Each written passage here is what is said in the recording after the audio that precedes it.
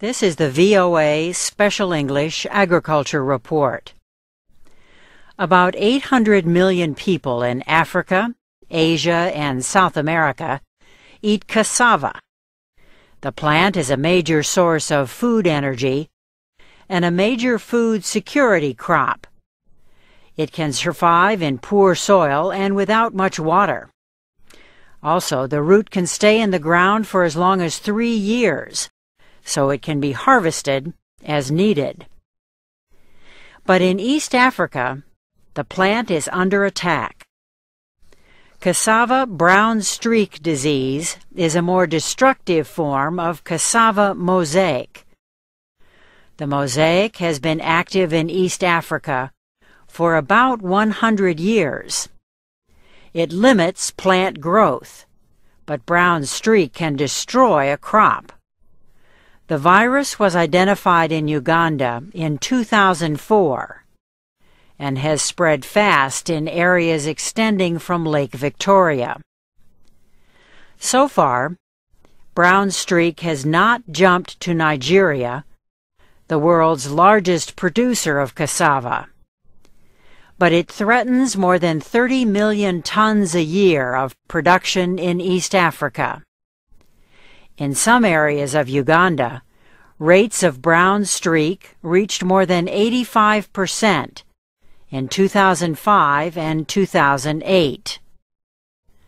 Claude Fauquet is a scientist at the Donald Danforth Plant Science Center in St. Louis, Missouri. He says a few varieties of cassava can resist brown streak, but these are not the kinds Africans like.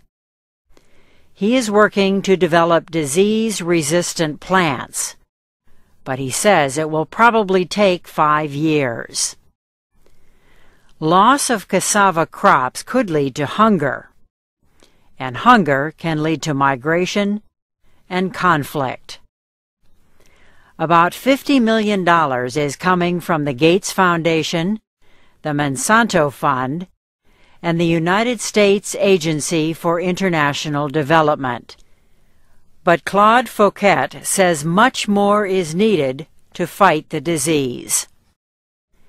Brown streak can be hard to identify in the field.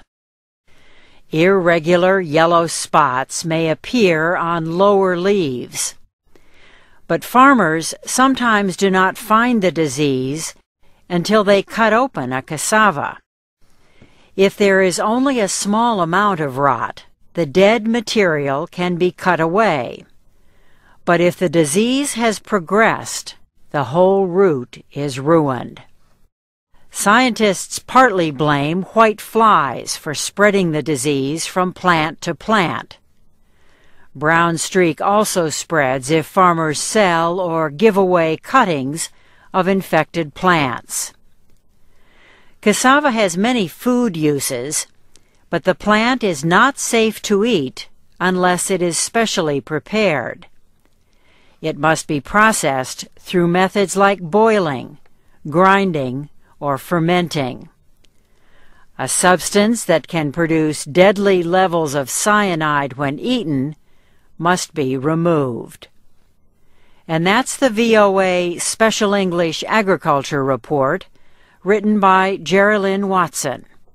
I'm Karen Leggett.